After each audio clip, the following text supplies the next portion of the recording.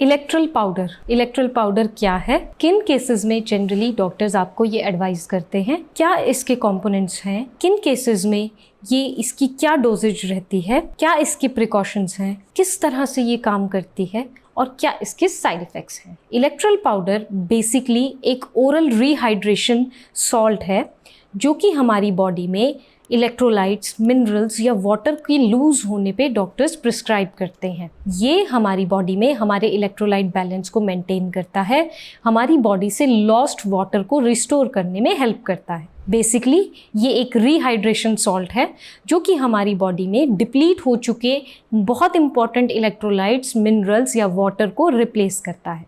बात करें किन केसेस में डॉक्टर्स आपको ये केस एडवाइस कर सकते हैं, तो ये पाउडर आपको जनरली एडवाइस होता है नंबर 1 एक्सेसिव डिहाइड्रेशन के केस में।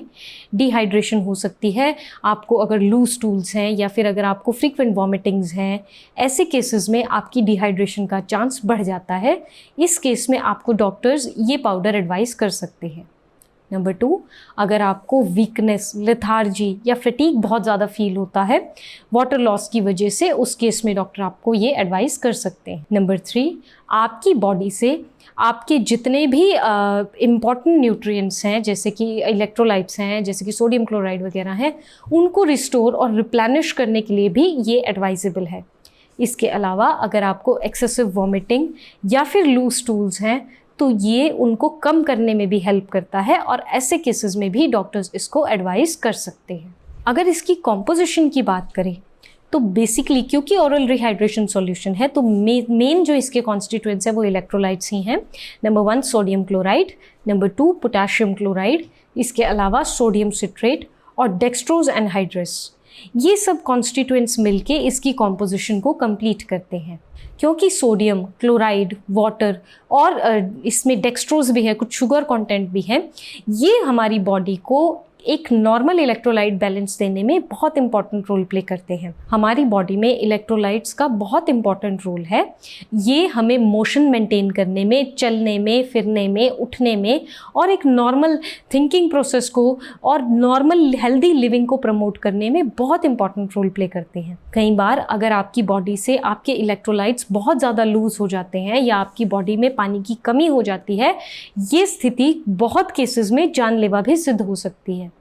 इसलिए इन सब चीज़ों को रिस्टोर करने के लिए आपको इस तरह के सॉल्यूशंस एडवाइजेबल हैं। ये सॉल्यूशन, ये इलेक्ट्रल पाउडर बेसिकली WHO की गाइडलाइंस के अकॉर्डिंग और उनके कॉन्स्टिट्यूएंट्स जो पास्ड है उसके अकॉर्डिंग ही बना हुआ होता है। बात अगर करें डोजेज की तो जनरली सैशे फॉर्म में अवेलेबल है, डिफरेंट ग्राम्स में अवेलेबल है। फॉर एग्जांपल 2.2 ग्राम्स में हो सकता है या 4.1 ग्राम्स में हो सकता है, डिपेंडिंग अपॉन क्या सैशे है। आपको इसको 1 लीटर ऑफ वाटर में मिक्स करना है और मिक्स करने के बाद आपको वो वाटर कंज्यूम करना है। जितना टाइम आपको डॉक्टर ने ये लेने को बोला है आपको उतने ही टाइम के लिए इसको लेना है, ना इसको ज़्यादा लेना है ना कम लेना है।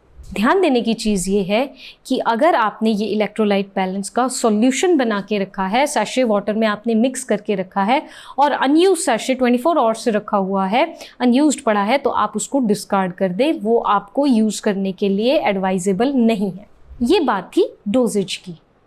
अब अगर हम इसकी प्रिकॉशंस या वार्निंग्स की तरफ फोकस करें तो क्या कुछ इंपॉर्टेंट प्रिकॉशंस जो हमें अपने माइंड में रखनी है वो ये है कि इस सॉल्यूशन के साथ अगर आप प्रेग्नेंट हैं या आप एक ब्रेस्ट फीडिंग मदर हैं तो आप इस तरह की दवाइयाँ, इस तरह के सॉल्यूशंस अपने आप से ना लें, केवल और केवल डॉक्टर की प्रिस्क्रिप्शन पे लें, अपनी गायनेकोलॉजिस्ट की सलाह पे लें। इसके अलावा नंबर 2, अगर आपको कोई ऐसी कंडीशन है जिसमें बहुत ज़्यादा एक्सेसिव ब्लीडिंग है, एक्सेसिव स्टूल्स हैं, ब्लड इन स्टूल्स है, तो आपको तुरंत अपने डॉक्टर को सलाह लेनी है, तुरंत डॉक्टर को कंसल्ट करना है और फर्दर ट्रीटमेंट के लिए प्रोसीड करना है। इसके अलावा अगर आपको इसकी किसी भी इंग्रेडिएंट से एलर्जी है या एलर्जी की हिस्ट्री रही है, इसके बारे में भी आप अपने डॉक्टर को ज़रूर बताएं। ध्यान दीजिए क्योंकि एनहाइड्रस सॉल्यूशन है, अगर आप डायबिटिक हैं इसके बारे में अपने डॉक्टर को ज़रूर बताएं। आप अगर chronic liver disease, kidney disease, lung disease या हार्ट डिजीज़ से किसी भी तरह से पीड़ित है या आपकी किसी और तरह की दवाइयाँ चल रही हैं, उसके बारे में भी अपने डॉक्टर को ज़रूर बताएं। ध्यान दीजिए इस सॉल्यूशन के साथ साथ आपको जनरल फ्लूइड इनटेक भी बढ़ा लेना चाहिए। आपको नॉर्मली पानी का इंटेक बढ़ाना चाहिए और फ्लूइड इंटेक में जैसे फ्रेश फ्रूट जूसेस, ये सब चीज़ें अपनी डाइट में शामिल करनी चाहिए जो कि आपकी बॉडी को रिस्टोर करके दे वाटर और इलेक्ट्रोलाइट्स। ये कुछ इंपॉर्टेंट प्रिकॉशंस हैं जो आपको इसके साथ माइंड में रखनी है। अब अगर हम साइड इफ़ेक्ट्स की बात करें तो नॉर्मली इस तरह के सॉल्यूशंस के साइड इफ़ेक्ट्स कम देखने को मिलते हैं, फिर भी कुछ कॉमन साइड इफ़ेक्ट्स हैं जैसे कि नोज़िया, वॉमिटिंग, कुछ केसेस में ऐसा हो सकता है आपको डायरिया फील हो, म्यूकोसाइटिस हो सकता है, डिजीनेस, और एक इम्पॉर्टेंट साइड इफ़ेक्ट है एलोपेशिया, यानी कि अगर आपको बाल झड़ने की समस्या भी फील हो सकती है। ये कुछ इम्पॉर्टेंट चीज़ें थी, कुछ इम्पॉर्टेंट साइड इफ़ेक्ट्स हैं जो किसी भी तरह से अगर आपको बॉदर करते हैं, आपको 2-4 दिन में नॉर्मल सबसाइड नहीं हो रहे हैं, ऐसे केसेस में आपको तुरंत अपने डॉक्टर की सलाह लेनी है और आगे उन्हीं की सलाह पे इसको कंटिन्यू करना है। होपफुली वीडियो आपको पसंद आया होगा। वीडियो पसंद आया है तो आप इसको लाइक, शेयर, सब्सक्राइब ज़रूर करें।